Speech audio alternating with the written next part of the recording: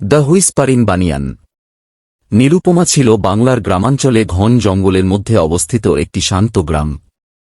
মাত্র কয়েকশ বাসিন্দা সহ গ্রামটি সময়ের সাথে হিমশীতল বলে মনে হয়েছিল, আধুনিকতার দ্বারা অস্পর্শিত, যেখানে প্রত্যেকে একে অপরকে জানত এবং ঐতিহ্যগুলি দৃঢ় ছিল।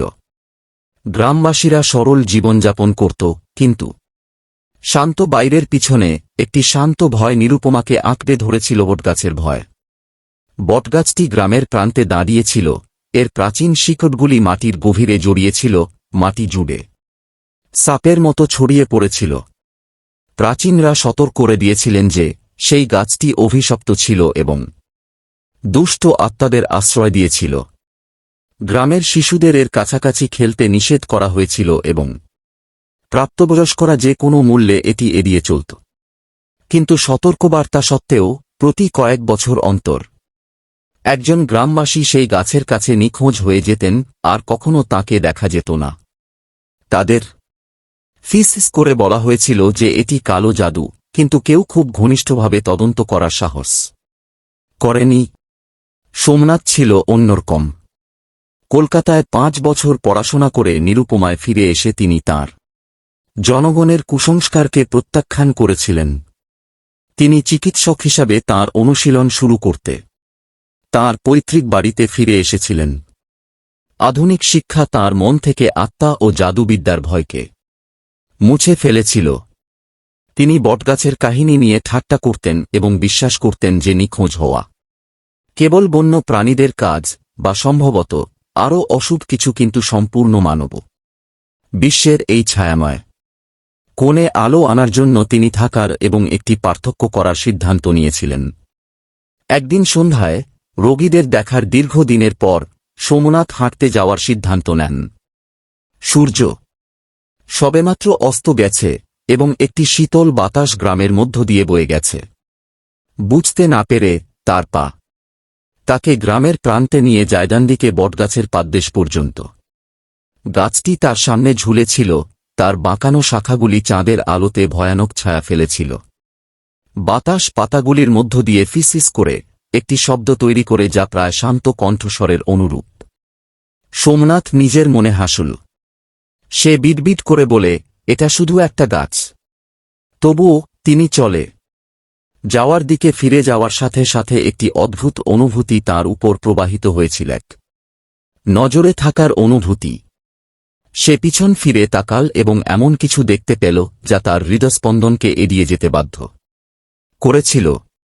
গাছের আড়ালে একটা ক্ষীণ আলো জ্বলছিল, প্রায় একটা প্রদীপের মতো। তার যুক্তিবাদী মন তাকে বলেছিল যে এটি সম্ভবত বনের মধ্য দিয়ে যাওয়া একজন গ্রামবাসী, তবে অন্য কিছু তাকে অনুসরণ করতে অনুরোধ করেছিল। সোমনাথ আলোর কাছে আসার সঙ্গে সঙ্গে ফিসফিস আরও জোরে, আরও স্পষ্ট হয়ে ওঠে। বাতাস আরও ঠান্ডা হয়ে এল। হঠাৎ তিনি জঙ্গলের গভীরে লুকিয়ে থাকা একটি পরিষ্কার জায়গায় হোঁচট খেয়েছিলেন। পরিষ্কারের মাঝখানে একটি পুরনো জরাজীর্ণ কুঁড়ে ঘর ছিল। দেয়ালের ফাটল থেকে একটা হালকা কমলা রঙের আলো বেরোচ্ছিল।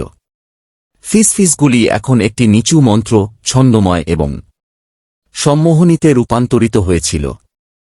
সোমনাথ ফিরে যাওয়ার জন্য একটি অপ্রতিরোধ্য তাগিদ অনুভব করেছিলেন, কিন্তু তাঁর কৌতূহল তাঁর উপর আরও বেশি প্রভাব ফেলেছিল। তিনি একটি ঝোপের পিছনে শুয়েছিলেন এবং কুঁড়ে ঘরের ভাঙা জানালা দিয়ে উঁকি দিয়েছিলেন। ভিতরে তিনি একজন বৃদ্ধ মহিলাকে দেখতে পান। তার মুখ একটি হুডের নিচে লুকিয়ে আগুনের সামনে বসে আছে। তার চারপাশে মেঝেতে অদ্ভুত প্রতীক আঁকা ছিল এবং তার হাতে সে একটি ছোট রুক্ষ ধাঁচের পুতুল ধরেছিল। পুতুলটি লাল সুতায় বাঁধা ছিল এবং সে একটি লম্বা ধারালো সুই দিয়ে বোঝার অযোগ্য কিছু গুঞ্জন করছিল। সোমনাথ যখন বুঝতে পেরেছিলেন যে তিনি কি দেখছেন, তখন তাঁর হৃদয় কেঁপে ওঠে।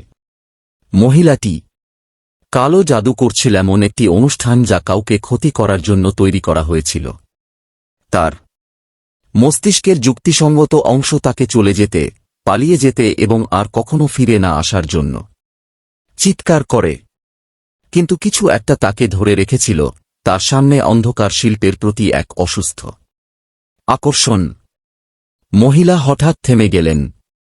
সে মাথা তুলল এবং যদিও সোমনাথ তার মুখ স্পষ্টভাবে দেখতে পেল না, তবুও সে অনুভব করল যে তার চোখ তার মধ্যে গেঁথে আছে।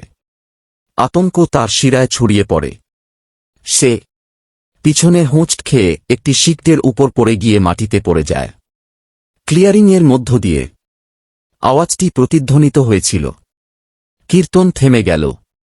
বাতাস আরও জোরে বইতে থাকে। হাঁপাতে হাঁপাতে হাঁপাতে গ্রামের দিকে ফিরে গেলেন সোমনাথ। তার পিছনে সে পাতার নরম ঝাঁকুনির শব্দ শুনতে পেল, যেন কিছু তাকে তাড়া করছে। পিছন ফিরে তাকাতে সাহস হল না তার। অবশেষে যখন সে তার বাড়িতে পৌঁছল, তখন সে দরজায় ধাক্কা দিয়ে তালা দিয়ে দেয়। তার শরীর ভয়ে কাঁপছিল এবং তার মন প্রশ্ন নিয়ে দৌড়াদৌড়ি করছিল। কে ছিলেন সেই মহিলা? জঙ্গলে সে কি করছিল? আর কেন তার মনে হল যে সে তাকে দেখেছে, যদিও সে ফিরে আসেনি? সেই রাতে তার ঘুম ভাঙল। যতবারই তিনি চোখ বন্ধ করেন, ততবারই তিনি মহিলার ছায়াময় রূপটি দেখতে পান এবং ভয়ানক স্লোগানটি শুনতে পান। পরের দিন সকালে ক্লান্ত কিন্তু দৃঢ়প্রতিজ্ঞ সোমনাথ আরও তদন্ত করার সিদ্ধান্ত নেন। তিনি এটা ছাড়তে পারতেন না। তাঁর গ্রামে যদি কালো জাদু করা হতো, তাহলে তা বন্ধ করা তাঁর কর্তব্য ছিল। তিনি গ্রামের সবচেয়ে বয়স্ক ব্যক্তি দাদুর সন্ধান করেন, যিনি ৮০টিরও বেশি গ্রীষ্মকাল দেখেছেন এবং নিরুপমার ইতিহাস অন্য যে কারো চেয়ে ভালো জানেন। সোমনাথ যখন তাকে যা দেখেছিল তা বলে, তখন দাদুর মুখ বিবর্ণ হয়ে যায়। গভীর দীর্ঘশ্বাস ফেলল ও শান্ত কণ্ঠে কথা বলল। সোমনাথ, তুমি বটগাছের ডাইনি দেখেছ। তিনি কোন সাধারণ মহিলা নন। তিনি বহু শতাব্দী ধরে বেঁচে আছেন। যারা গাছের খুব কাছে ঘোরাফেরা করেন তাদের আত্মাকে খাওয়ান। তিনি প্রাচীন কালো জাদুর অনুশীলনকারী, আমাদের কারো চেয়ে অনেক বেশি বয়সী। অনেকেই তাকে আটকানোর চেষ্টা করেছে, কিন্তু কেউই সফল হয়নি।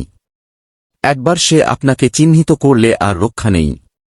সোমনাথ তার মেরুদণ্ডের নিচ দিয়ে ঠান্ডা অনুভব করল। কি মানে চিহ্নিত?